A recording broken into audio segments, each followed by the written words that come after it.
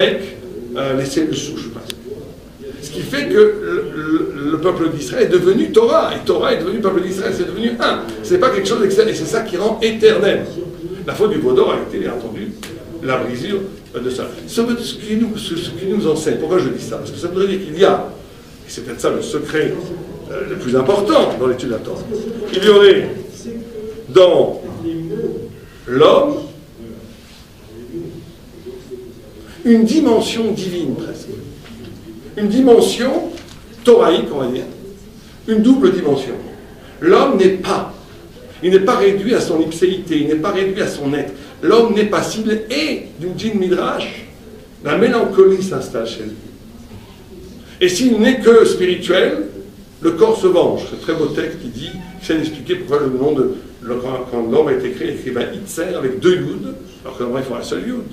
Donc la dualité, il y a toutes sortes d'explications, et une des explications, c'est de dire que l'homme serait écartelé de oi, de cri, entre sa dimension transcendante et sa dimension immanente, mais que plus profondément, l'homme n'est pas une identité. C'est très profond comme idée, c'est pas juste qu'il a une part de divinité en lui, ou qu'il a une dimension spirituelle en lui.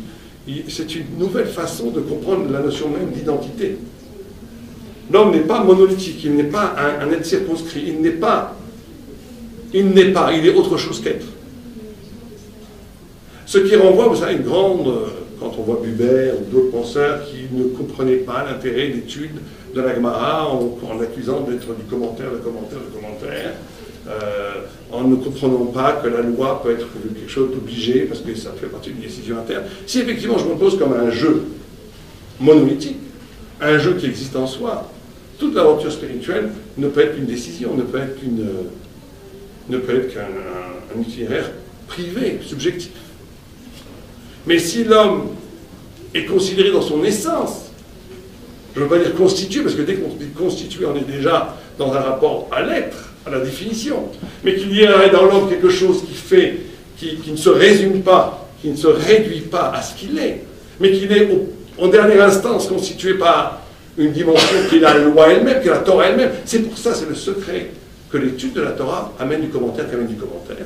C'est-à-dire que quand un juif étudie vraiment la Torah, et qu'il produit du sens, cette Torah, ce qu'il a produit devient la Torah elle-même, devient le lieu de la révélation, au point qu'il peut avoir un nouveau commentaire sur ce commentaire, ceci infiniment, depuis 3000 ans jusqu'à aujourd'hui. Quand Rabban Gamliel enseignait la Torah sur un rocher, quand il se levait, ses élèves disaient, voilà le mont Sinaï, le rocher et le mont Sinaï. Il y a eu un événement de révélation à partir de cette double dimension humaine qui est capable de ramener en écho les éclairs divins qui sont constitutifs de son ultime être en tant qu'humain.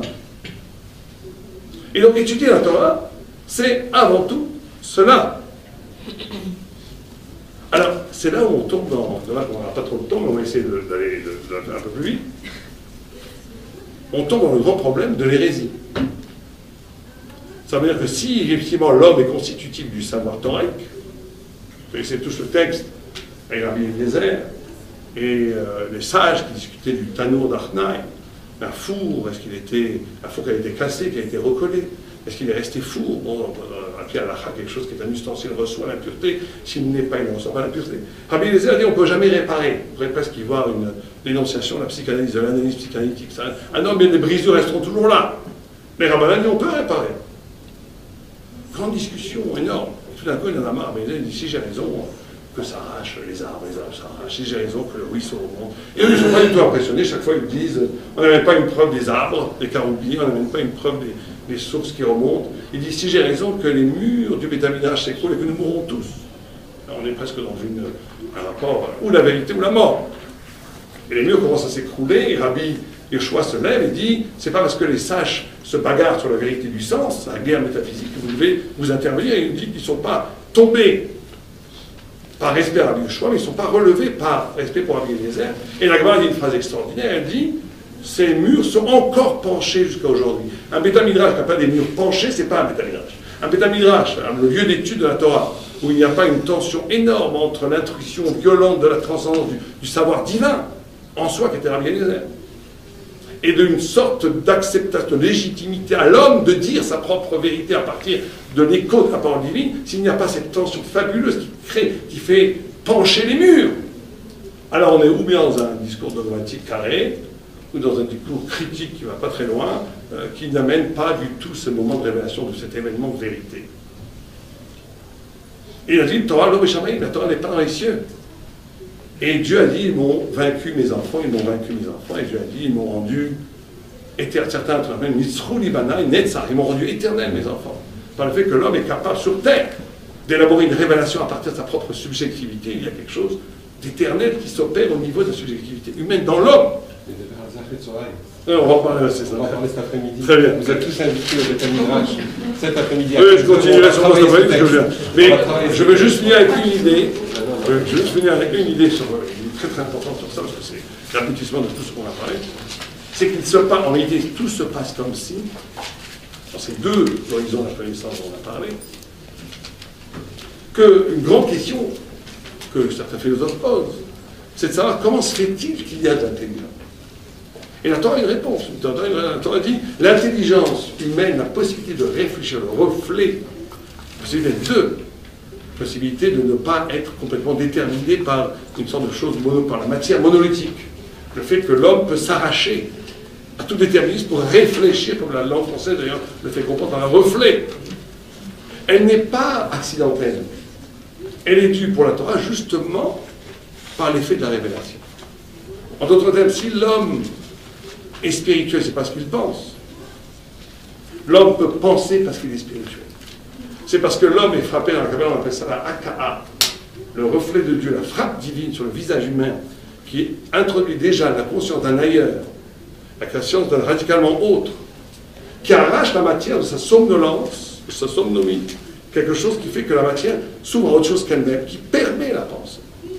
Ça veut dire que pour la Torah, le miracle de la pensée, le miracle du pouvoir penser, n'est pas lieu à une élaboration sophistiquée du cerveau, parce qu'on voit aujourd'hui l'intelligence artificielle, ça ne marchera jamais, parce qu'il n'y a pas d'autonomie de l'ordinateur, il n'a pas de liberté, il n'a pas, souvent c'est la dimension d'un ailleurs, il n'est que ce qu'il est. Et donc ce qui fonde la possibilité même de penser, c'est le fait même que la pensée, à l'origine, a été suscitée par la violence d'une révélation. À partir de cette compréhension-là, toute étude va être complètement différente, parce que ça voudrait dire que même 1 plus 1 font 2, même 2 plus 2 font 4, tout acte cognitif les plus élémentaires renvoie en dernière instance, donc tout acte artistique, toute littérature, renvoie en dernière instance à quelque chose de divin. Et c'est ça que l'étudiant talmudique cherche passionnément, tout le temps.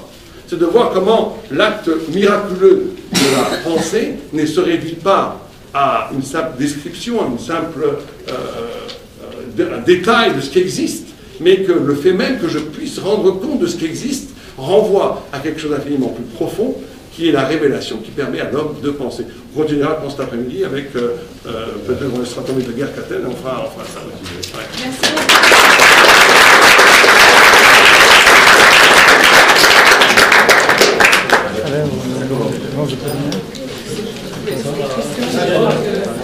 Est-ce qu'il y a des questions, si vous voulez? Est-ce que vous avez des questions? On a normalement... Parce que ceux qui veulent y aller, peut-être, on laisse partir si vous voulez, pour avoir plus d'opinions. Ceux qui ont des questions. Il n'y a pas de cours ici, je crois. Simplement, on doit essayer de... Donc les personnes qui veulent rester pour poser des questions, si jamais.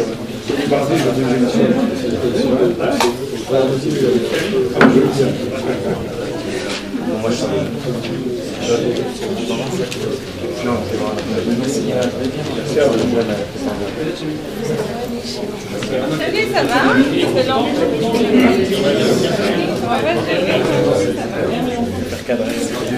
Les gens... Hein?